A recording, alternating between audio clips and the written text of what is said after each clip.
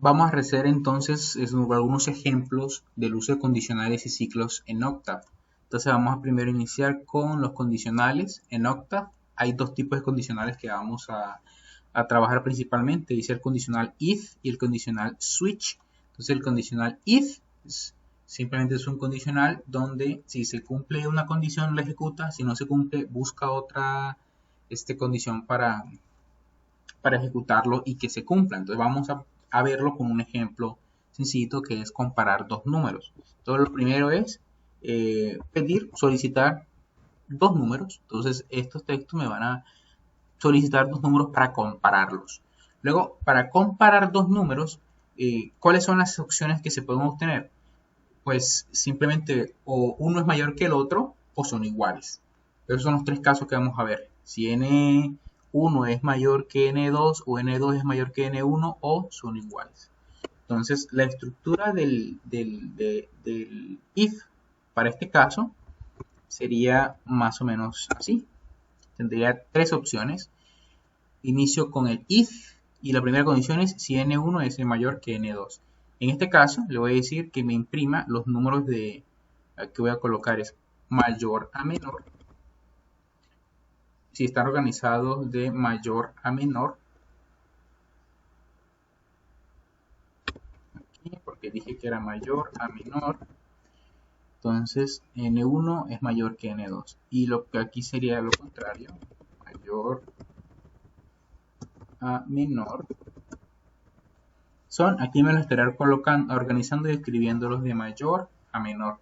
Te pueden haber los dos casos, que n1 sea mayor que n2 o que n2 sea mayor que n1. Y en este caso me los organizaría. Y else sería, si no se cumple ni la primera ni la segunda, quiere decir que son iguales. Entonces, por tanto, imprimir este texto que diría los números son iguales. Lo corro para probar. Entonces, introduzco un número, por ejemplo, 4, 5 de otro número. Y ya me dice que los números de mayor a menor son primero 5 y luego el 4. Si la ejecuto otra vez, por ejemplo 6, aquí me dice los números introducidos son iguales. Ahora este mismo código lo puedo escribir utilizando la sentencia switch, que va a ser parecido pero no va a tener la misma estructura. Para los casos donde se tienen más de dos o tres condicionales, es más eficiente a veces utilizar la condicional switch. Entonces, veamos ese mismo caso, no vamos a solicitar otra vez los números porque están acá, sino únicamente vamos a pasar directamente a la estructura. Entonces, ¿qué requerimos? Primero, requerimos, voy a poner simplemente aquí un título donde diga que es la sentencia switch. Y aquí simplemente vamos a utilizar una variable, aunque vamos a decir aquí que es verdadera. Entonces es una variable que vamos a utilizarla como auxiliar para aplicar la sentencia switch. Entonces ahora nada más pego cómo sería el caso de la sentencia switch. Entonces esta variable que vamos a llamarla comparar, que yo he dicho al principio que era verdad. Entonces, ¿qué va a hacer switch aquí? Entre estas condiciones va a ver cuáles son verdaderas, dependiendo de los valores de n1 y n2.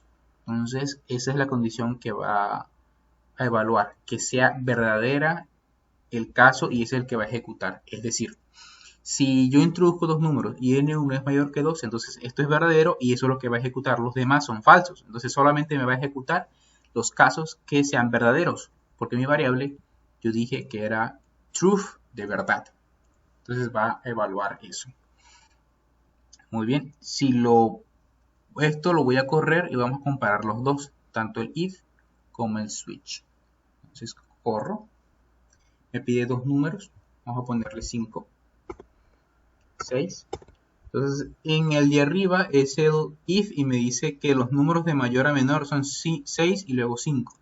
Luego el switch hace lo mismo, dice los números de menor a mayor. Bueno, aquí me he equivocado, vamos a hacer lo mismo aquí arriba.